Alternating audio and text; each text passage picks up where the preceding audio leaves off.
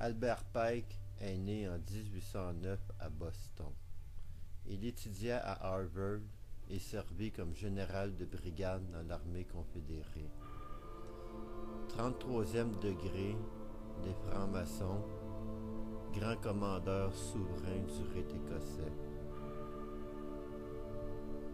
Il fut l'un des chefs des chevaliers du Ku Klux Klan.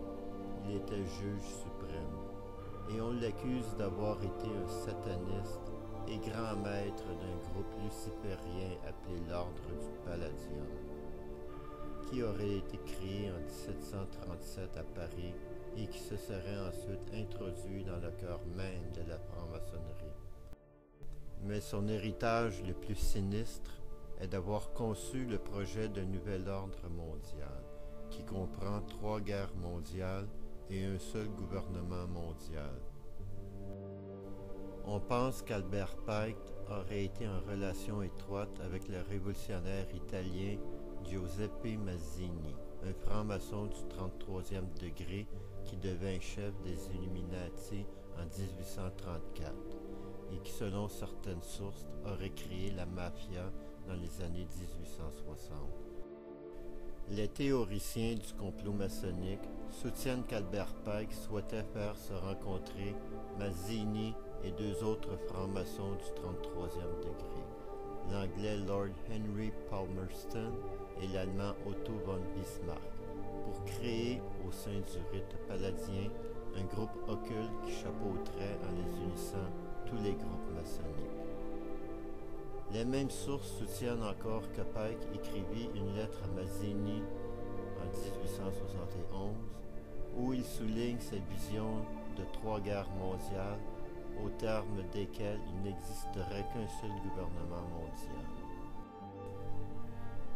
Le projet des Illuminés de Pike était aussi simple qu'efficace. Il prévoyait que le communisme, le nazisme, le sionisme politique et d'autres mouvements internationaux soient organisés et utilisés pour fomenter 3 guerres mondiales et au moins 2 grandes révolutions. Voici des extraits de la lettre montrant comment 3 guerres mondiales ont été planifiées depuis de nombreuses générations. La Première Guerre mondiale doit être provoquée pour permettre aux Illuminés de renverser le pouvoir des tsars et faire de la Russie une forteresse du communisme athée. Les divergences provoquées par les agents des Illuminés entre les empires britanniques et germaniques seront utilisées pour fomenter cette guerre. À la fin de la guerre, le communisme sera mis en place et employé pour détruire les autres gouvernements et pour affaiblir les religions. La Deuxième Guerre mondiale doit être fomentée en exploitant les différences entre fascisme et sionisme politique. Cette guerre doit éclater de manière à ce que l'Allemagne soit détruite et que le sionisme soit suffisamment fort pour constituer un État souverain d'Israël en Palestine. Pendant la Deuxième Guerre mondiale, le communisme international doit devenir suffisamment fort pour contrebalancer le christianisme qui sera ensuite mis de côté jusqu'à ce que nous en ayons besoin pour le cataclysme social final.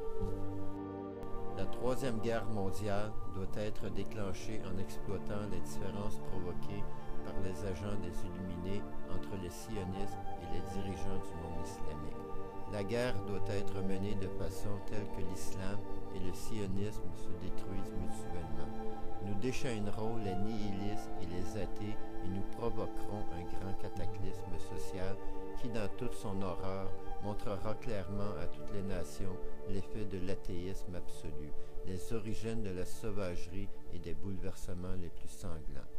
Puis les peuples seront obligés de se défendre partout dans le monde contre la minorité révolutionnaire et ils extermineront ces destructeurs de civilisation. Les multitudes déçues par le christianisme, dont les esprits seront dès lors désorientés et sans leadership, à la recherche d'un idéal mais sans savoir dans quelle direction vouer leur adoration, recevront la véritable lumière grâce à la manifestation de la doctrine pure de Lucifer, finalement portée à la connaissance de tous. Une manifestation qui proviendra d'un mouvement général de réaction après la destruction du christianisme et de l'athéisme. tous deux conquis et exterminés en même temps.